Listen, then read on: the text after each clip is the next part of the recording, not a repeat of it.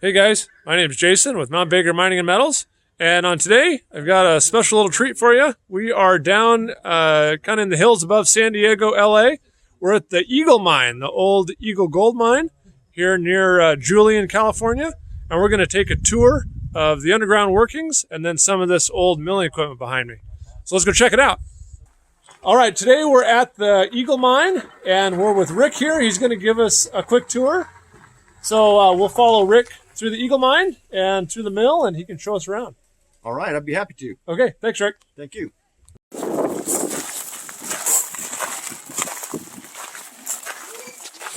righty, everybody. I'll start off this part of the tour by introducing you to this big metal box that we call a mine cart. It's a 1-ton mine cart, and it would hold a ton of quartz. Actually, the miners would have called this a trolley. But it holds a ton of quartz, folks. This is the rock that they were mining. When this mine cart is loaded with this rock, it holds a ton of quartz. And out of this ton of quartz, they have to get a minimum of 1 ounce of gold to break even. Back then, gold was $20 an ounce, and that's what it would have cost them to dig this out. Now, an ounce of gold, if you collected all those particles and compressed it into a cube, it'd be the size of a sugar cube. A ½ inch on edge would be an ounce of gold. So that means that a 1-inch cube would weigh a ½ pound. Stop and think about that. But 1-inch cube would be a ½ pound of gold. So, now let me describe this device here to you. This is called a hoist bucket. Now, in the mine here, about 500 feet in the back of this tunnel, is a vertical shaft with 5 tunnels accessed off that vertical shaft. So the miners would ride this like a pre-OSHA elevator down into that vertical shaft, get out at one of those 5 tunnel levels, and then load this full of quartz rock. Now, once they'd loaded this with quartz rock, they would signal the hoist operator to bring it out of the shaft. It would be brought out of the shaft and dumped into the mine cart. And once this mine cart was filled, they gave it a shove. And this mine cart would then roll all the way out of the mine.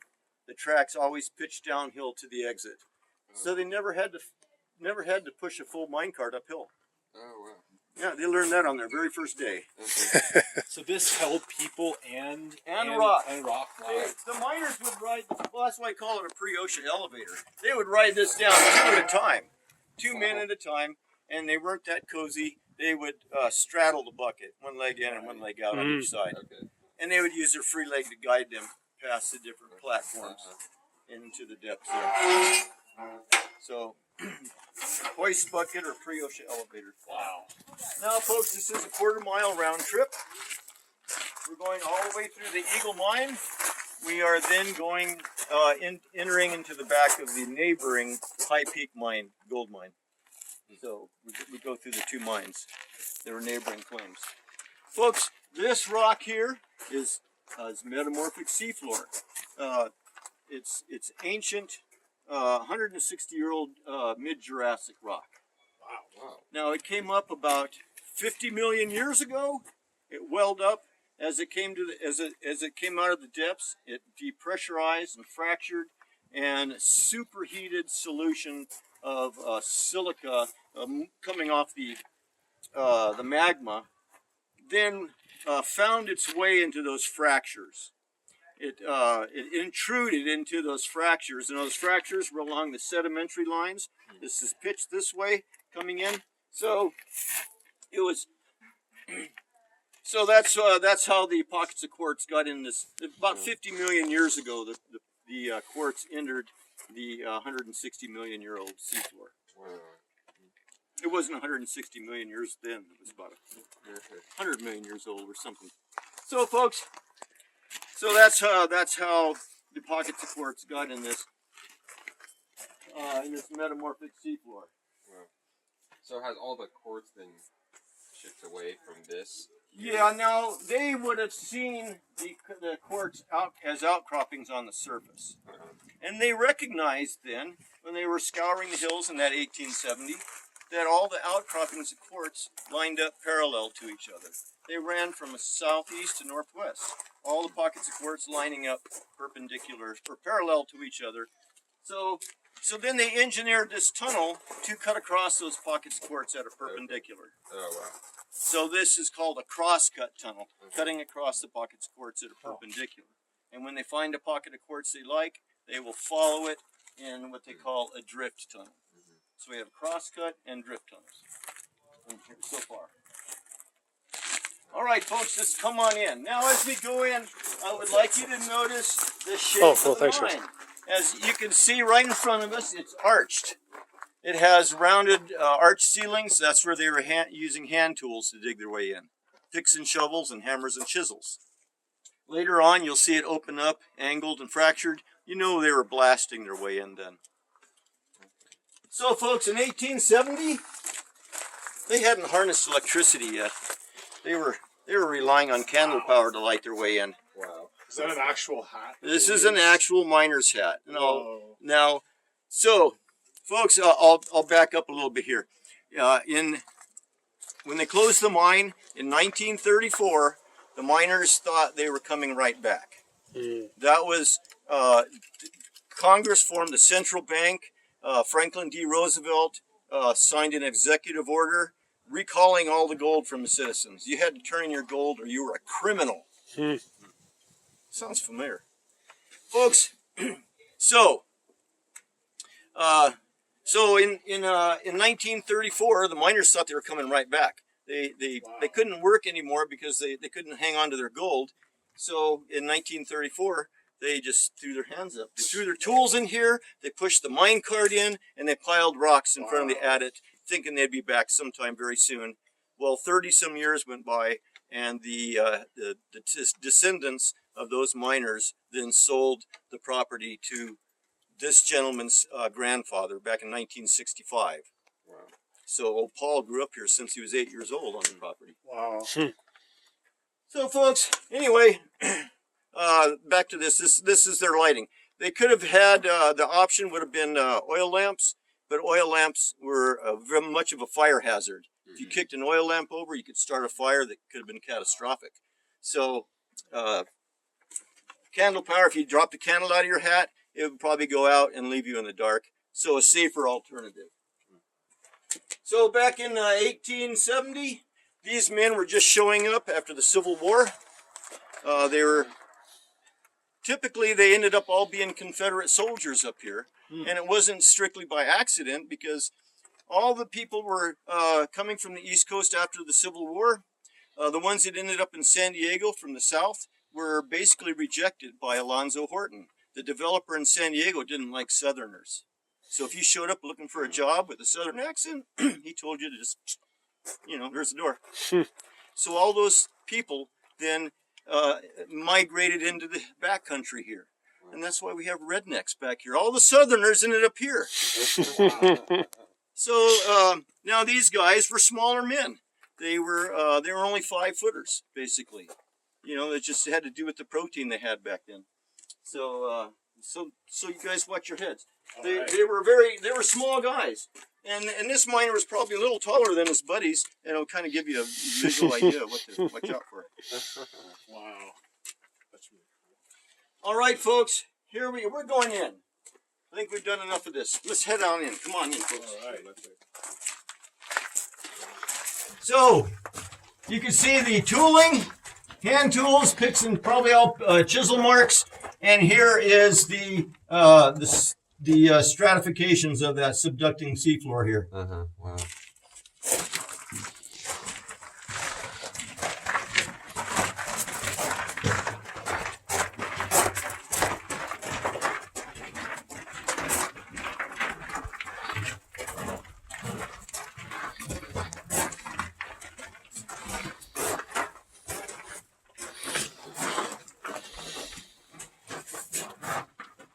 So, folks, in 1870, after the placer mining dried up, now gold mining was discovered in 1869 in the backcountry here due to a winter storm that churned up the sand, exposing the gold in the creeks. So Fred Coleman was the first one to find that gold. He panned that gold and ran off to San Diego to cash it in. He bragged about it all the way there and back. So Fred Coleman single-handedly started the gold rush in the backcountry. Wow. That was in the winter of 1869. By the spring of 1870, that storm had dried up. They were in the middle of a severe drought, so the creeks were dry and they had no way to pan. Meanwhile, but Fred Coleman was then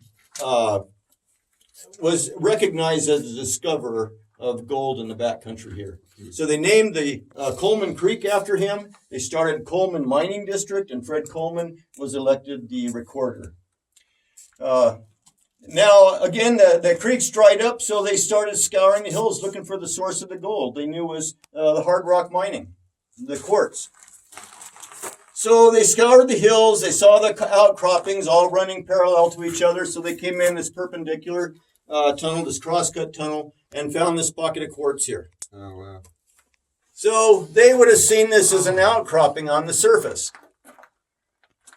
Wow. Now, when they sampled this, they got enough gold, at least an ounce per ton, so they followed it in this drift tunnel. So the tunnel drifts with the pocket of quartz. Wow. And this crosscut tunnel is basically its main purpose is access and discovery of these pockets of quartz. I see. How far down does that go? This goes about 100 feet. Wow. So is there like a drop off down there? Not on this one. Okay. This one actually wraps around and it comes out on the side hill over here. Wow. So this one wraps around over to there, and I'll show you that when we come out. So again, this is the quartz. Now this is that Jurassic Age rock. They have to dig out 10 ton of this metamorphic seafloor to get to a ton of quartz. Wow. To get to that ounce of gold. Wow. Yeah. So that's why that one, and if less than an ounce of gold, they're just going, it's not worth it. Mm-hmm. All right, folks, come on this way. Watch your heads here, everybody, little overheads.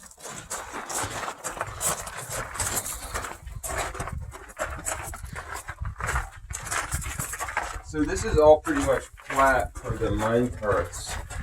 Yeah, it just got a little pitch.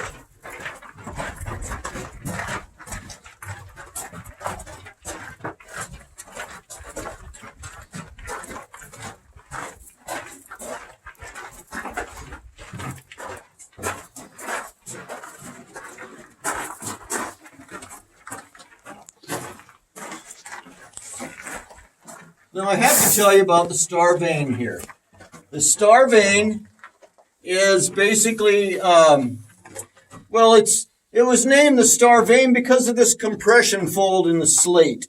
Now you've got a compression fold here, which basically is in a wave pattern. And that wave pattern, again, this wave pattern up here and this combined look like a star to the miners. You can see points of a star. So they named this the star vein. But it turns out to be a star for another reason, folks. The star vein drift tunnel, they got up to 10 ounces of gold per ton. Wow. So that was their richest find back there, the star vein drift tunnel. This here? Or? That tunnel right here, that drift tunnel. So this right. continue. This was Correct. okay. Right. Now they don't go any farther into this slate because they see it's tapered out. They're not going to get an ounce of gold per ton of quartz out of this that slate and that little bit of quartz there. So they pass on it when they get to the slate. So that wave pattern we see is quartz, though. Well, it's both. It's the quartz. You see the white and the red, but also the slate is also in that compression fold. Right. Okay. And the compression fold is kind of just a fancy name for a dent in the rocks from collision, tectonic collision. Folks, this piece of seafloor here is 6 miles long by a mile wide, and it is the entire Julian mining district is in this 6 by 1 mile chunk of seafloor. Wow. So the Julian mining district is all located in this Julian schist, it's called, which is basically a combination of various rocks. Could be slate, it could be various marble and so on. So this became their richest find. Again, this actually then became their good luck charm. Whether those miners were superstitious or not, I don't know, but they couldn't resist rubbing this little knob here for good luck every day. Got to get some gold today. So, folks, we're just going to continue on here.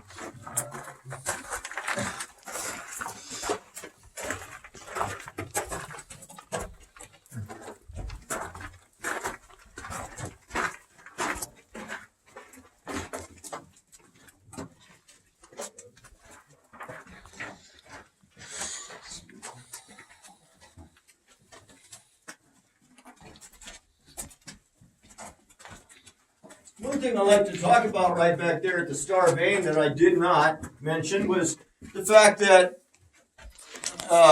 that piece of seafloor I told you came up about 50 million years ago, but that was part of a seafloor, part of what was called the Fallon Plate. Now, that was an ancient seafloor that subducted under the North American Plate and actually subducted for about 1,000 miles of seafloor, subducted under the North American Plate, creating the bedrock we have here in Southern California, down into the Baja, all the way into the Santa Ana Mountains. All the Peninsula Range was formed by upwelling of magma created by the subduction of that seafloor. Creating, as that seafloor was subducting into the crust, it created giant pockets of magma. Giant pockets of magma, mountain-sized pockets of magma that cooled into what they call plutons, turned into granite, giant pockets of granite that would have filled this cavity, and then later eroded the surface and then exposed this boulders of granite. So all the boulders you see in the East County, down into Baja, all the way into the Peninsula Range, is all that part of that subducting seafloor that melted in the magma, cooled in the granite, and came to the surface. Everybody watch your heads here. We're exiting the Eagle Mine. We're going into the High Peak Mine now.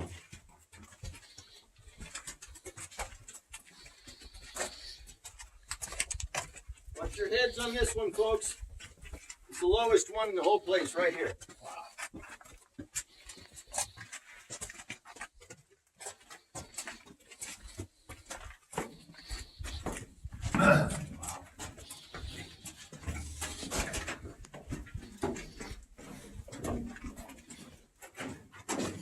So, let's see, did we pass this spot here? It's going to show some,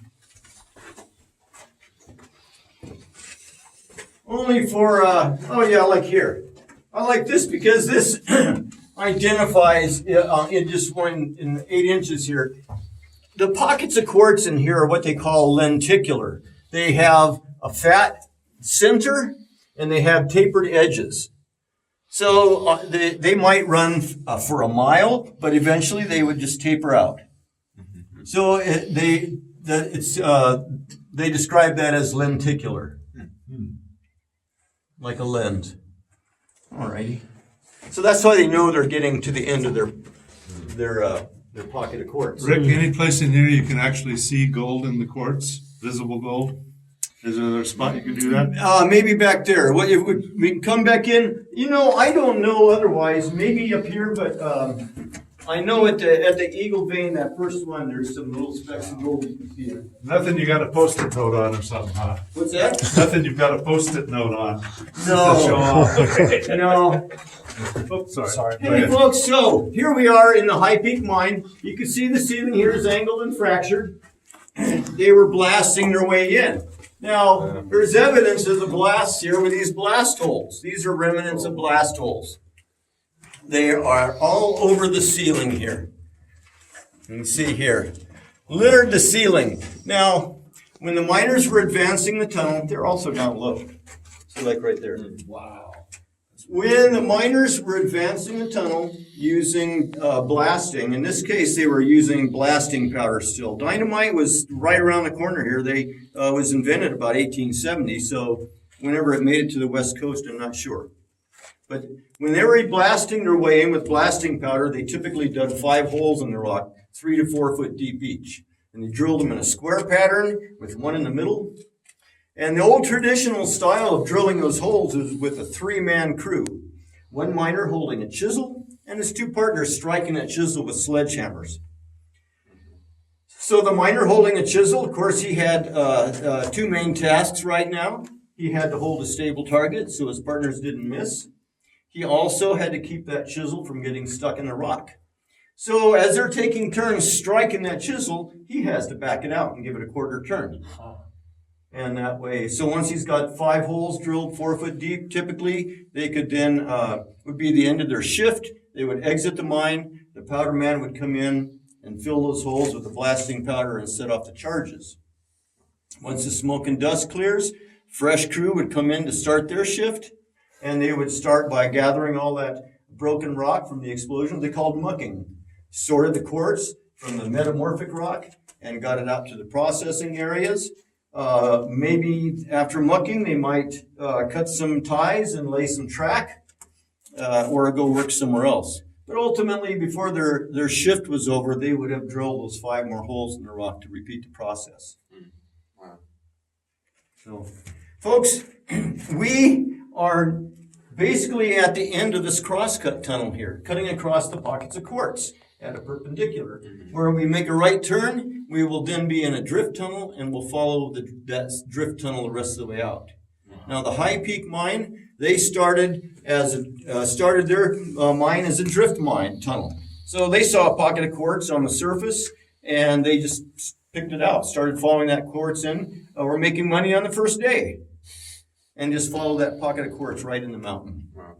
So that's what started from over there. They're 2 different mines. Yeah, this is the very end of the High Peak mine. We're in the back door here. Right. So we're going to turn the corner and make our way out through the entrance. The oldest part of the whole mine is the entrance to the High Peak mine.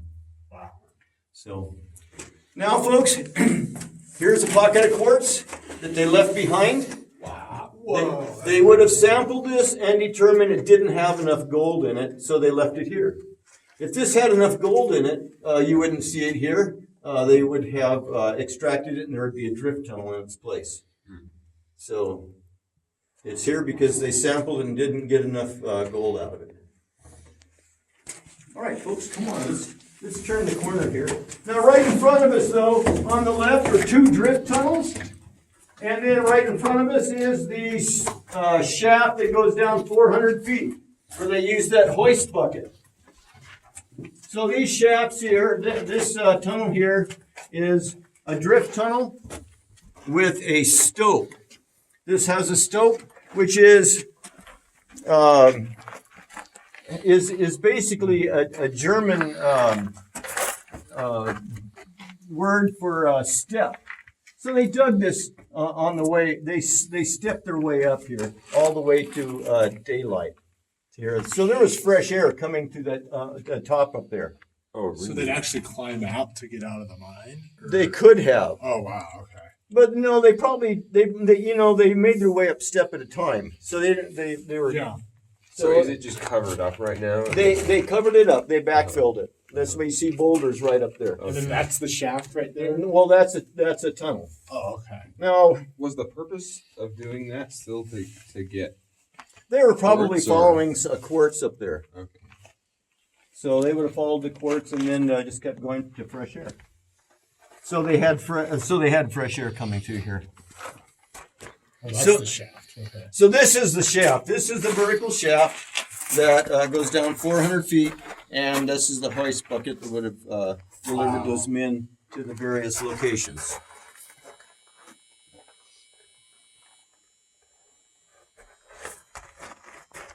This tunnel here is another drift tunnel. They dug this one before they dug this one over here, and this here is just backfilled. This isn't collapse. When they dig one tunnel, instead of hauling all that dirt out of the mine, they just fill some old used up tunnel. This one they exhausted the quartz. So instead of taking all the rock from here all the way out, they just threw it over here. Saved them a ton of labor. All right, folks, we're going to head right this way. And we're going to go make a left turn right up into the hoist room there.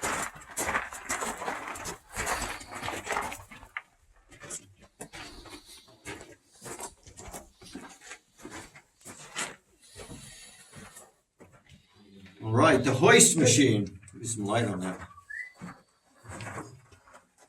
This machine was brought in here in 1869. It's an old internal combustion engine. They call it a hit and miss engine.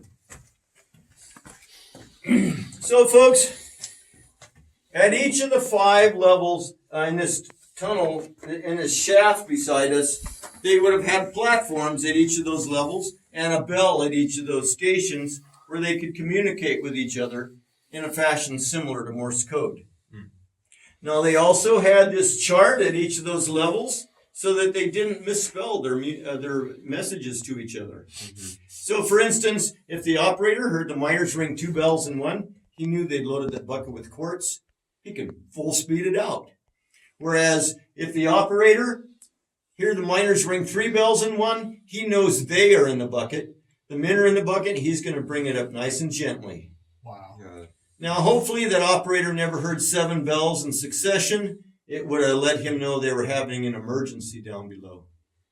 Wow. So, all right. Anyway, this machine was brought in here in 1896, folks. Still run? It still runs. Still runs. Yep. Of course. It's indestructible. There's this thing has a, and plus it's in the there's the piston. You can see the piston right there.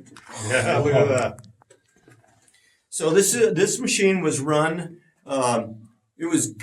It ran on any low grade fuel, gasoline or whiskey or anything like that. Wow. But it was also it wasn't like it didn't idle all the time. It wasn't like a diesel bus running. It only ran on demand. It had a centrifugal switch. Now it was operated. It would get up to speed, and these flywheels would keep the momentum going. Oh, yeah. Now, once it started to slow down, the centrifugal switch would close, igniting the magneto, and it would fire, bring it up to speed. That centrifugal switch would open, and it would stop firing. So no fumes while it was up to speed. As soon as it started to slow down, it would fire and then stop firing once it got up to speed. So these flywheels were the force, the momentum that kept it, or the mass that kept the momentum going. So this had cable that would run. Correct. No, it didn't have cable. It had wire rope. So yeah, they called it wire rope. And the only difference is nowadays they call it cable. It's like electric cable. But you're right. It was cable. They called it wire rope. And it would have been a spool of wire rope draped around this pulley. This pulley would have been part of the structure right there. It would have had that pulley centered over that shaft, and that hoist bucket would have been connected to that wire rope. All right, folks. Hey, well, here's that pocket of quartz right here that they would have been following from the very beginning. On the outside of the mountain, they saw this pocket of quartz and followed it right in. This thing is up to 20 inches wide. Wow. So that's a big pocket of quartz.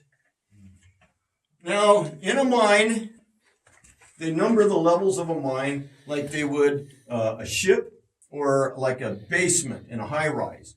As you go deeper, the numbers get higher. So level 11 is on the bottom. Level 11 is actually in the water. So that's as far as they could go. So we are on level 6. Level 1 is on top. So 5 levels below us. We're going from level 6 right now up to level 5.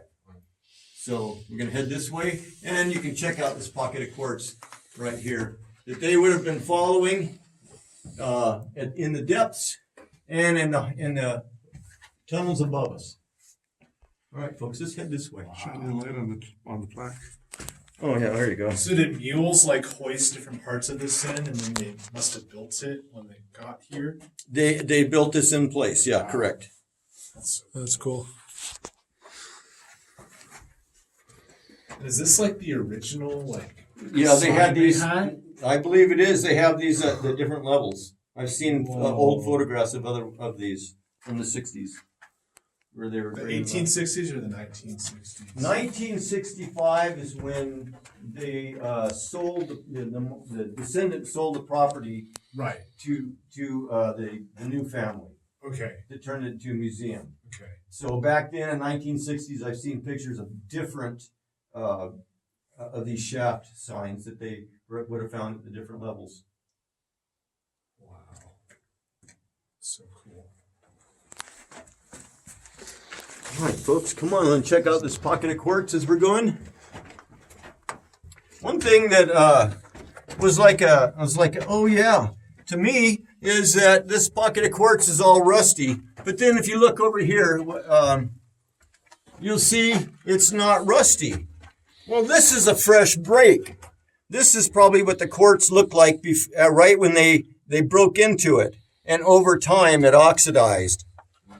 So right here, you can see what it would have looked like to them originally. It hadn't oxidized yet. So that's all So this. with candlelight, it was probably easier to see that The quartz? white quartz before it. Well, yeah, wait, before it was rusty, Yeah. before it oxidized, you're right about that. All right, folks, we're going upstairs here. Come on.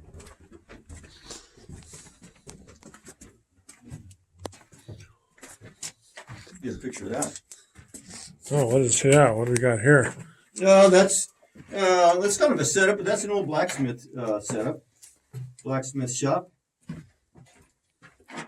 For sharpening steel and Whatever they had to do. Now, I'm not sure how often they really used this. It was available to them. If they had to sharpen their chisels and so on. Do any welding, whatever they had to do, or fix their tools. So they didn't necessarily have to leave the mine to take care of that kind of stuff. All right, folks, we're going upstairs. Watch your heads on these low overheads here. All right. Come on up, folks. What is this? It's the Blacksmith Shop. So,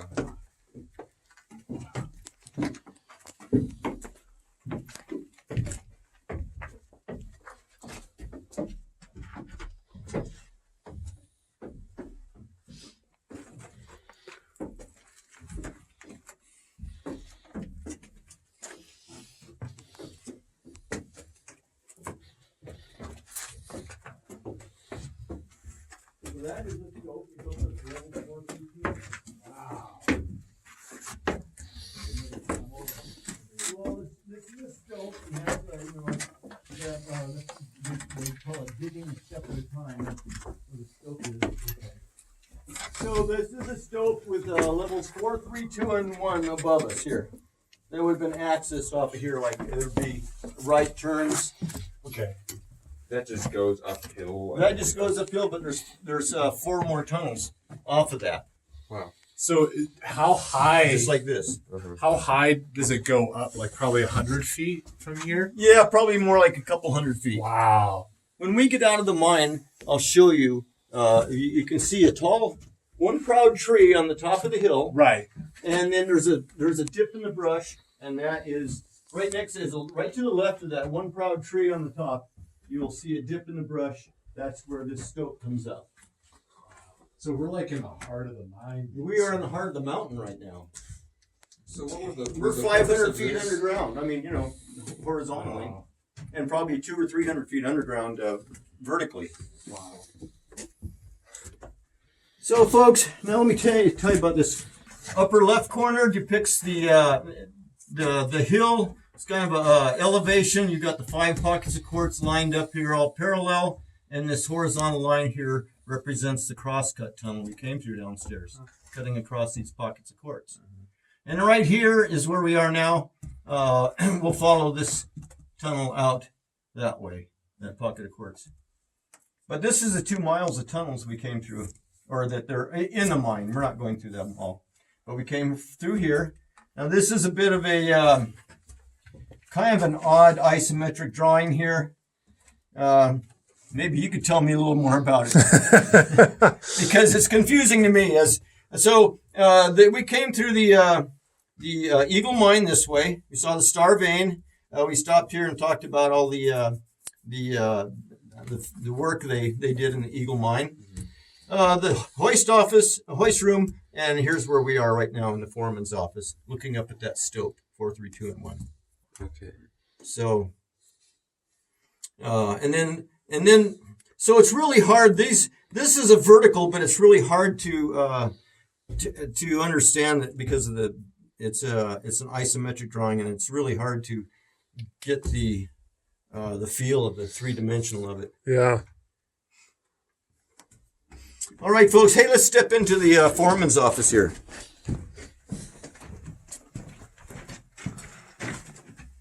You see, the foreman had an office with a view.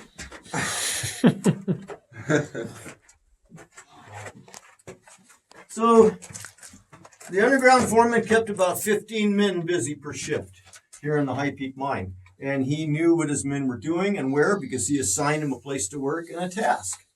So, he also kept track of the number of mine carts that exited every day and would never send this mine cart down the tracks where men on the tracks. So that was part of him keeping control of the men and keep everything safe. Now these men, I was telling you, had a candle on their hat for lighting. Now they probably had a spare candle in their pocket with some matches. But typically those candles would have gotten broken during the day, crushed from hard work. Their matches would probably get sweaty and damp, and they may not work. So the underground foreman always had fresh candles and matches for the miners. Always kept fresh lighting for them. So I would like to do the demonstration now of the lighting the miners had with candle power only. So let's see what that looks like. I'm going to light 3 candles. It'll represent 3 miners digging those 5 holes in the rock. 2 of them slamming hammers into a chisel. Let's see what this looks like, folks. I'm going to spread these around a little bit here. So now you've got 3 miners working here, and now that's enough light to see your partners. You can tell who everybody is. You can see the chisel you had to strike. And you could see the quartz you needed to find. Wow. So all in all, that was enough lighting. But your eyes are going to adjust to this. Yeah. Right. In 5 minutes, it will seem much lighter. And within a half hour, it'll seem a lot more like twilight. It takes about a half hour for your eyes to fully adjust. So, and then they would be working in, again, like nearly twilight conditions. But now, once they finished drilling those 5 holes, they could finish their job. They'd exit the mine. So they're exiting the mine when one miner decides he's got to go back to a different tunnel and get some tools he left behind. So now there's only 1 light. But now, what if he then brushed up against the low overhead and snuffed out his candle? It got really dark for him. Let's see how dark this mine is without light. So you could see where you could get disoriented. You could turn around or walk the wrong way or into a wall, smack your nose before you even knew the rock was there. And so the miners knew what to do if they were caught in this situation. They would find the tracks with their feet. They would scooch down, cover their forehead with their forearm, and inch down the tracks to safety. Because they couldn't see. They could fall in a hole. So they had to follow the tracks to make sure they didn't do something bad. All right, folks, turn the lights on here. Okay. God. All right, it's a good time for everybody to check your wallets.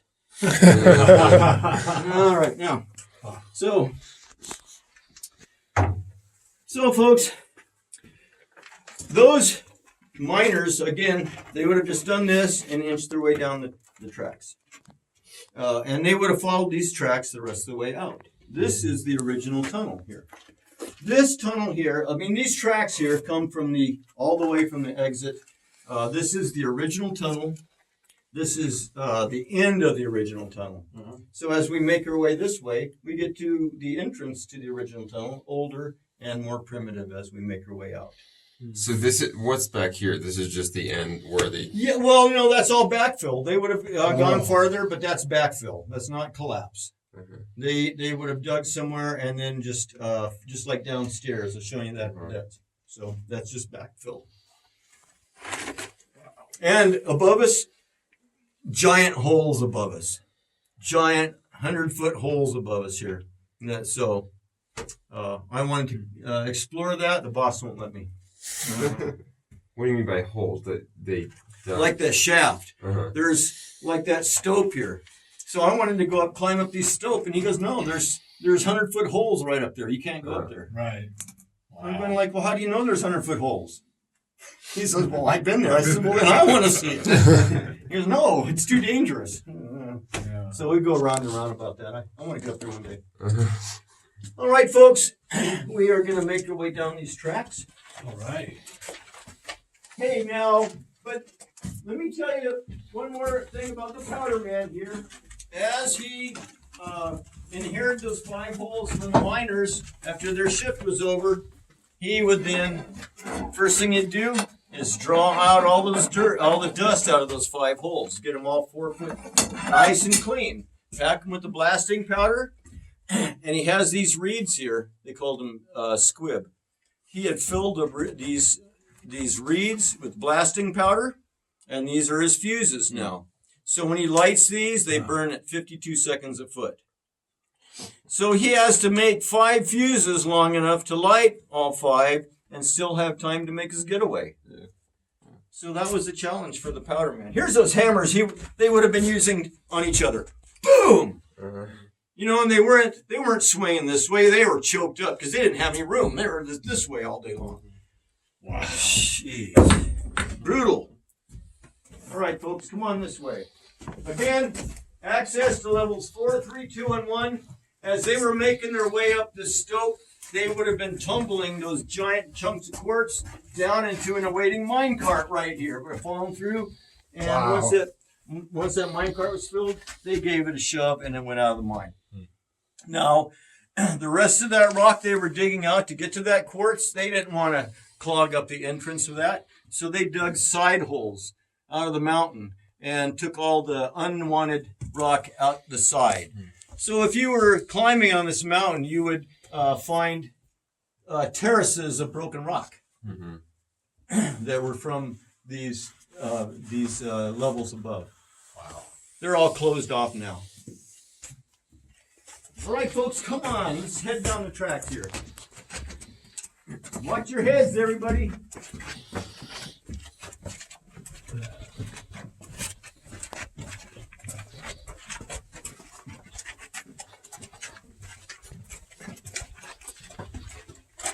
Right here at the low one.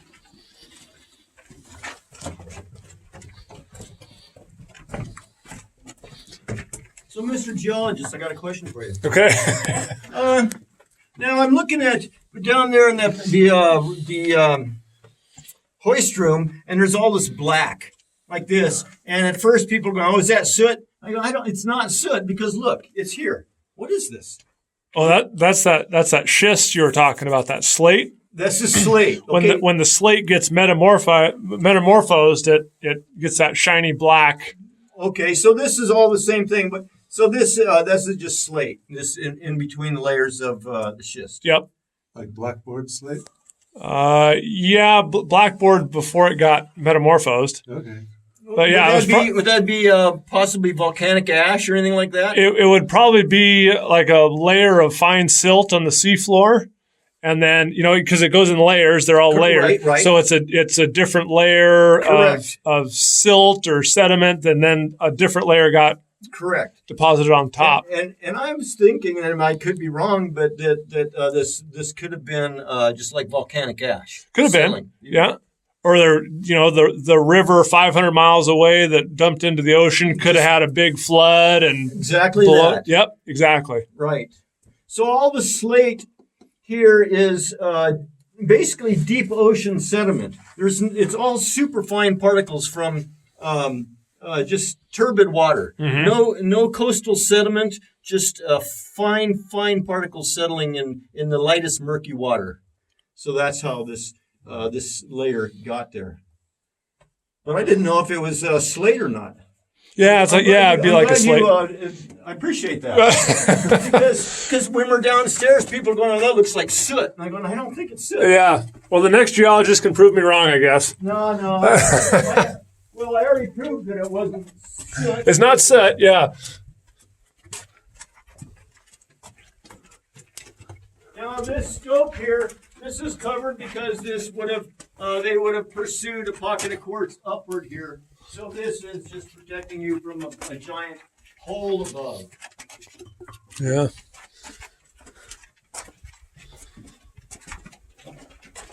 Folks, now once that powder man lights 5 fuses, he's got to get away from the blasts before they happen. Right.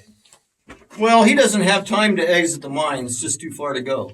So this spot here was designed specifically for the powder man. It's called a jump hole. Once he lights those fuses, he runs and jumps in here to let those blasts go shooting down this this tunnel here. Now, he would have been turned around with his ears plugged and his eyes closed and listening for 5 explosions because he lit 5 fuses. And then if he only gets 4 blasts after lighting 5 fuses, he's got a problem. One of his fuses may have gone out, or it might just be sputtering. And now that's his problem because he doesn't know whether that fuse has gone out or not. He'll end up waiting an additional half hour or so until he's reasonably convinced that fuse has completely gone out. Then he has to go find it and replace it. And so when he's walking up to it, he still doesn't know for sure if it's gone out. He's taking a chance at that point. So he has to replace it and with a fresh fuse and then come back in here to let that last blast happen. Once he's set off all 5 charges, he can exit the mine. Now then a fresh crew comes in to start their shift by mucking that debris. So, folks, the powder man did have a hazardous job, and he did make double the miners' pay. Whatever that is. I've heard different various that they were making $1, he was making $2. I've heard they were making $2.50, and he was making $5. So I don't know the true story on that. Maybe it's just different parts of history. Was there like a mattress here or some padding for him to jump, or did he just kind of have to... Oh no, he just came in here like this. Oh wow. And let the blast happen.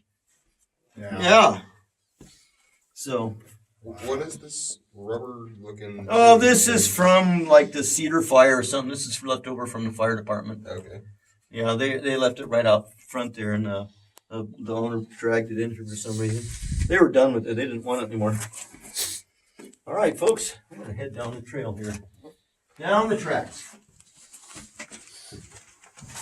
Now, if you look overhead right here, you'll see a remnant of a pocket of quartz and some blast holes. But that pocket of quartz is parallel to our travel, reminding us that we are in that drift tunnel. Now, this was an essential part of any business that had employees. It was their toilet. It's a repurposed jump hole, but all that was their spot. They had strict rules of etiquette. And they didn't need a curtain. And if you remember how dark it was.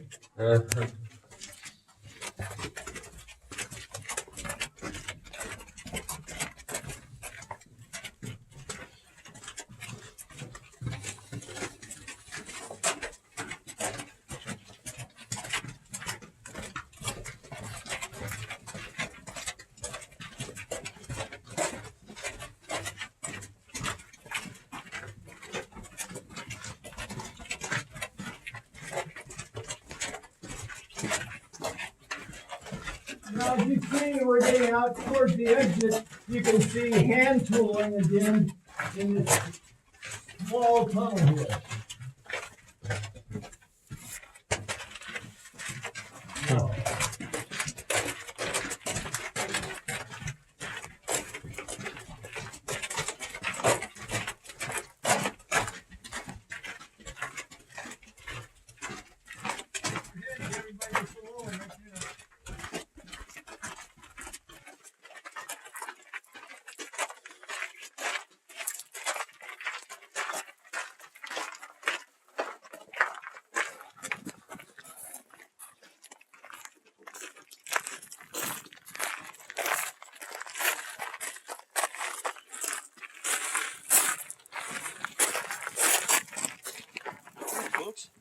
if anyone wants a picture in a mine cart, this is your golden opportunity.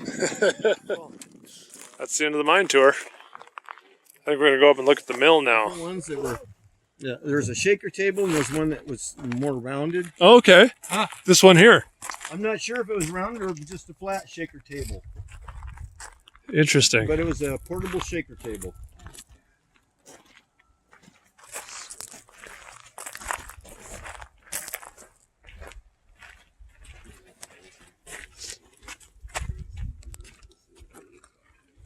So now here at the High Peak Mine, the mine cart would have rolled all the way on the track to the edge to this. There's a little bumper here, and there's actually a little a bridge that the mine cart would have rolled onto and dumped the entire contents of the mine cart into a chute that fed their rock crusher. You can see some of that here if you want to see.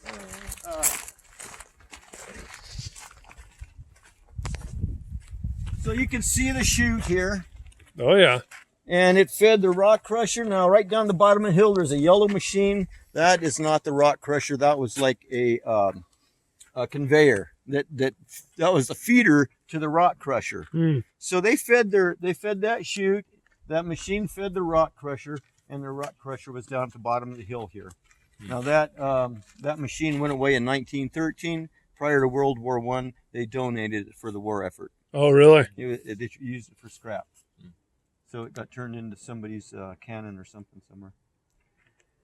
So the High Peak Mine then saved, again, they saved a ton of labor having this, their mine cart dump into a chute where the High Peak Mine had to offload theirs by hand, carry it and put it in the back of their mortar box. So a lot of extra work. Yeah. All this over here is all the tailings. All this property here is all tailings. This was a canyon here. All these levels here were tailings from out of this mine here, as well as what we're standing on here. And some of those levels below, from that the 7 through 11, the lower levels. Now some of those levels came out in down here. They didn't have to necessarily enter and exit through the that hoist bucket into that shaft, but during the day, that was their business. They were there, but they might have exited in the evening or in the morning, come through the canyon into the mine that way. But that's just what went to the bank. A lot of the gold went to jewelers. And that was because it was very desirable to jewelers. So that was unrecorded. That was all private interactions. Sure. So whatever went to the bank ended up going to the mint in San Francisco. So the government was their number one customer. So what'd you say, 57? Yeah, 57. 1,000? 57,000, I guess divided by 20. Plus how much for the 26. 26,000? Yeah. So that's just what was registered. Would this have been considered a successful mine? Oh yeah. I mean, they made money on it. They weren't. It wasn't a billionaire mine, but it was the richest. It was this area in Julian. Yeah. 4,000 some ounces. Yeah.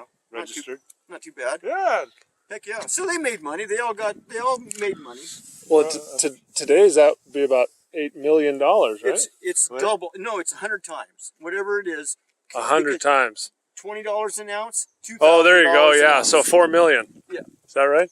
How many zeros do we have? Yeah. 4,000 to 4 million. Yeah. There you go. So about 4 million. 4 million. Okay. There we go. There you go. So were there, I'm assuming there were probably deaths in this mine, right? Were there? There were 2 deaths in the mine at one time. That was in 1906. That was on level 11, and I was telling you about the water down there. Right. So they were down there working at level 11. Their shoring was sagging. So they sent a crew down to try to prop up their shoring, and it collapsed on them. It killed the superintendent, Boswell, whose office we were just in 1906. So they closed the mine when Boswell and one of his men were killed on level 11. They closed it in 1906. Huh. What, Oh, what's the shoring? this one, the Yeah. Eagles went to the 30s, you said. They all went to the 30s. They closed this in 1906, but then they reopened it again. I mean, Picked away out of there. they did. Yeah. So then about 1928 it became sporadic, but then in 1934 they closed it altogether. What is the shoring? You know, it's all those beams, the beams Oh, I see. that we came through, those little bridges of Okay. posts and all that. So the water was just eroding some stuff, or I don't know if it was eroding or sagging. Well, it was either eroding it so that it rotted it, or it's just too soft. But something was happening, and they went down and tried to fix it, and wow. it So didn't their work. corpses are probably somewhere. No, they got them out. Oh, really? So one of the miners died. They recovered his body that day. The other, John Boswell, the superintendent, was crushed, but he survived. And he was down there just sitting by himself for over 8 hours. Oh, Down there in the dark and the cold. Yep. Until they rescued him, and then he died like 2 days later Oh, from his yeah. injuries. So they closed the mine. He was their superintendent. Watch your steps, everybody.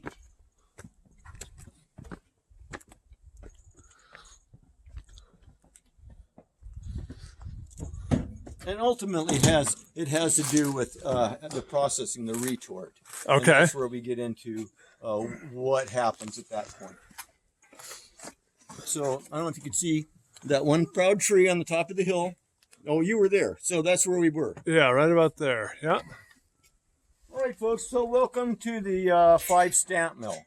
This is a stamp mill. Crushing is more affectionately known as a rock crusher, but it's a 5 stamp mill. Now they make these stamp mills up to 40 stamp mills, but this is a 5 stamp mill. It's a kind of an abbreviated one. But again, all the gold in Julian is in fine particles in quartz. So they have to crush the rock to get the gold out. Now, besides gold, there's a small amount of silver and copper as well as iron. You can see the iron right there on the surface. So we have to crush this rock to get all those metal particles out. That's why they have this machine here. Now, it was powered by a wood-fired steam engine that turned that giant flywheel. It took about a quarter wood a day to run this machine. But it rotated that camshaft and raised those rods. Each of those rods weigh 1,250 pounds. So that's a huge hammer. That's a big, heavy hammer, 1,200 pounds. This is the bottom of that hammer. This is just the hammer, the smack head on the bottom of those rods, landing on the anvil here, or the stamp pad. So these two are coming together to crush this rock, which crushes pretty easy. Look at this. It doesn't take much, but there it is. Fine, fine powder. That's what they're trying to get right there. So these are 1,250 pounds in that slider? Or is Those rods Oh, okay. are 1,200 pounds. Okay. And this is attached to the bottom of it. I see. You can see them right through there. Right, in the that's why street. that's open there, so you can see them. And they are attached, I believe they're attached with, this is like a connector right here, if I'm not mistaken. So as they're crushing this rock, they would be adding water to the mix, creating then a slurry. This gate is open right now, so you can see the stamp pad and this hammer head, but otherwise that gate would be closed. Water level would be at least as high as that painted rod there, that silver bar going across, and even as high as you can see on that screen, the high water mark. And you can see also how fine that slurry was coming through that screen. So that gate would be closed, and it would be filled with water, crushing that rock in the water, creating a slurry that would be then coming across this ramp here. On this ramp, they had a sheet of copper, and on that copper they spread mercury, creating an amalgamation plate. Mercury has an affinity for precious metals, sort of like magnets in iron, a little bit like static electricity, but it's going to cling to any of the precious metals. It's drawn to them, and likewise. So as that slurry makes its way across this amalgamation plate, the metal particles are drawn into the mercury, and the mercury will just hold them there, while the quartz and the water roll right over the top of that mercury, that amalgamation plate, onto the secondary filter. Now, they had a secondary filter here because that amalgamation process only gathered about 85% of the particles. Some of those particles might be riding on some quartz and not respond to the mercury. But 85% wasn't enough for the miners. They wanted it all. So they had this secondary filter, which they called rugging. It could have been a piece of felt or a corduroy, something that would trap those fine particles of gold that they could rinse into a container for later processing. Every hour or two, or every ton of rock they crushed, they would rinse that and replace it there for later processing. That slurry made its way onto the shaker table. The shaker table, by the way, has been redesigned. It's been redone, but it was done in the wrong direction. The shaker table should have the ribs running this way. So they rebuilt it a little bit wrong. But this table shook all day long. And this was their last chance to catch any of those gold particles that might have been missed so far. That slurry made its way onto this table, and as it shook, it settled the last remaining particles into the grooves of the wood. And after the miner's 12-hour shift or so, they gently rinsed this table and picked out the gold particles with tweezers or an eyedropper. So that's how fine those particles were. Well, so now we have this amalgamation plate with all those particles in that mercury. They're going to gather that mercury with all those particles, that amalgamation, and put it in what they call a retort. Now that's a scientific device that in this case resembled an old-time still. It was a kettle or a crucible with a sealed lid and a vent tube. Now they heated that amalgamation in that retort to 900 degrees, vaporizing the mercury. The mercury would exit the vent tube. It would go into a sealed cooling chamber, and then ultimately into a water bath where all those fumes reconstituted to liquid mercury. And then they could reapply it on this copper sheet, creating that amalgamation plate over and over again.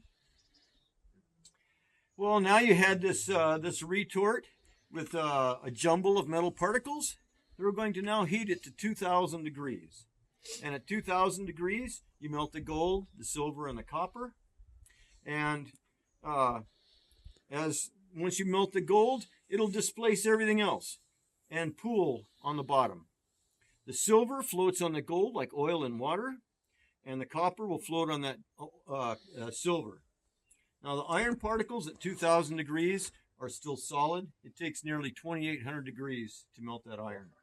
So those particles encrust the top layer, they let it cool and harden, and then dump out the stratified mass of precious metal, where they can strike it with a hammer now and break the gold free from the silver, and creating what the miners called a button. Now this disc of gold, the miners collected these buttons until they had enough to make gold bars. At that point, they would send gold bars to Wells Fargo to turn in for cash, because they use cash for all their expenses, to pay their miners daily, to pay the people cutting firewood for their steam engine. They paid all these people cash. So there was no conflict of interest. They didn't have gold, like, where'd you get that gold? So that's how they kept everything clean. So that's how that worked, folks. But again, not all that gold did make it to the bank. Jeweling gold was desirable to the jewelers, so some of it had to go into private hands. So now this machine is a single stamp mill. They would use this when they encountered a fresh pocket of quartz. They would sample that quartz with 100 pounds or two first before they invested in all those tons in this big machine. They sample it. If they got the right amount of gold out of here, they would then use the big 5 stamp mill. And if it came up light, they would pass on that pocket of quartz. and head to another pocket. So is this kind of a mini version of that? Exactly that. Yep. And it's been updated. In 1965, they added some electric stuff here. They were trying to demonstrate all this stuff in the 60s. So it's been sort of upgraded from the old 1870s look. So but that's how that all happened, folks. So one last story I got to tell you. In the 1860s, the local ranchers around here, it was a decade after the California gold rush in Northern California, Sacramento area. So the ranchers around here had been poking around for gold for a long time and having no success. Until 1869, when that winter storm came through and churned up the sand, and that's when Fred Coleman, a local rancher, found the gold. He grabbed his skillet, he panned that gold, he ran off to San Diego to cash it in. And he bragged about it all the way there and back, single-handedly starting the gold rush in the back country here. So by the time Fred Coleman got back to his spot in the creek, there were 36 men working there, right where he told them he found gold. Go figure. Yeah. So, Fred Coleman didn't make as much money as he could have. He shared the wealth, but he gained recognition. They named the creek after Fred Coleman, Coleman Creek right here. He was elected the recorder of the Coleman Mining District. So he got his recognition. Now, that mining district, the success was fairly short-lived. Ultimately, about 75 people joined that mining district and were panning for gold until spring, when the creeks dried up. And that's when they had to start panning for gold. And it just was, as fortune would have it, Drew Bailey was camping right down the hill when he heard about the gold. And he was the first one to make a hard rock mine claim in the February of 1870. And he then named the hard rock mining district the Julian Mining District. Mm-hmm. So old Drew Bailey had Julian in his mind. It was his family name. So that's how we got Julian here, and that's why we have Julian apple pies, folks, instead of Bailey apple pies. All on his whim. Yeah. Is all that history written down somewhere? Oh yeah, it's all in. There's Good Camp. There's one book. Mines of Julian is another. Then there's Julian City by Charles LeManager. So those 3 books are about history, and then there's at least that many more on the geology of the area. The Julian Banner Mining District is a really good book. Highly recommended. That's the best book around here for anybody that can figure out what they're talking about in that book. Because you start reading it and they're talking about things you have no idea. It's like, you got to go figure out what this conglomeration is. You got to go, do some other research to know what they're talking about in half that book. But it's half guidebook and half detail.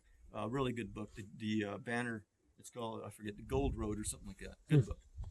Wow, that's awesome. So yeah, there's several good books in there. So it's all written down. I didn't make anything up. Awesome. All right, folks. Well, I want to show you guys have all panned for gold already. Yes. Mm-hmm. Dang. Okay. Well, I can't show you how to pan for gold then. But you guys are welcome to check out the store or anything else. You can have a picnic. I recommend Mom's apple pie over the others. Only because there's a local wisdom that all the apple pie fillings are too close to call. They're all the same. But Mom's has the best pie crust. Hands down. Everyone agrees. Mom's has the best pie crust. Okay. Down the hill to the main dragon, which way?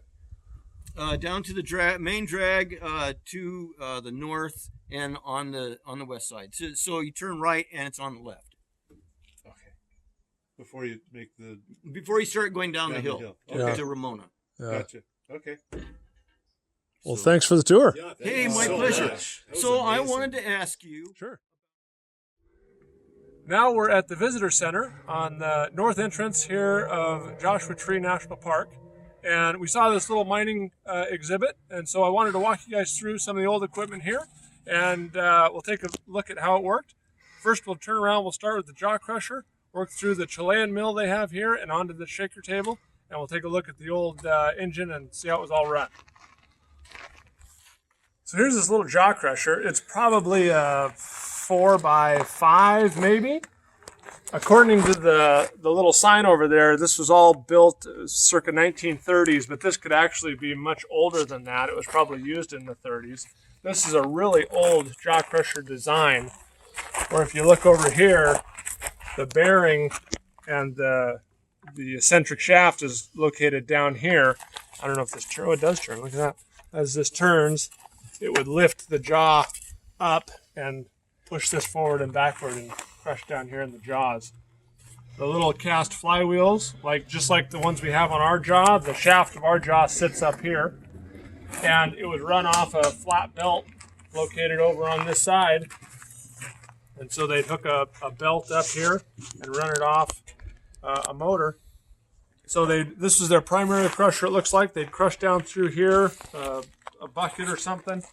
Then they could take the crushed ore and they dump it in this hopper here as kind of a holding hopper.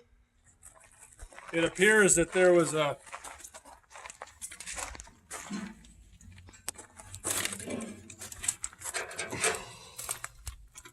this thing went around slowly and would brush material down a little chute here. It'd come out this chute down into this Chilean mill. So the way a Chilean mill works, I've actually seen these a lot in northern Africa and Sudan and Mauritania. There's two big wheels, and this pan here holds the ore and water. And as these wheels go around, the crushed ore gets sloshed up through, in this one it's a screen. And so the ore stays inside this pan until it can go through the screen and down onto the shaker table. So it's kind of a cool design. Real low maintenance. You just throw rocks in there. This whole thing goes around. The big spring here, which keeps tension on the wheels down. There's a sort of an anvil type plate down here that the wheels would run on. And these wheels just go around just like a flour mill, kind of crush the ore. It has water in it, and the water would slosh the crushed ore up, and it just go through all the way around the edge here. There's these little screens. Once the ore got out, it went in this tub. Oftentimes, let me say one more thing about the Chilean mill. Oftentimes they would use mercury, so they put mercury in with the ore, and I've seen that as well in Africa to capture the gold. But once the ore got fine enough, it sloshed through these screens. There's a little trough pan here.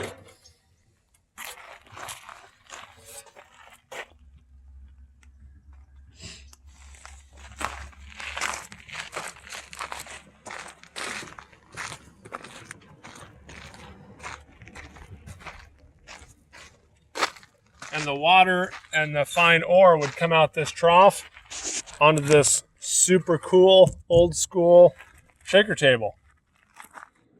This shaker table looks like it's about a 4x10 or so. Plywood deck. You can see the old tacks that used to hold down the riffles. Looks like it had wooden riffles here on the deck. And very similar to our shaker table, the ore and the water runs down this way. The grooves catch the gold and the heavy sulfides. All the fine material and all the tailings would flow off this end, and all the gold and all the heavy metals would go out that way. Here's the drive mechanism. Just two pillow block bearings here. And as it goes around, it moves the shaker table forward and backward. This may have gone anywhere from 150 to 300 RPM.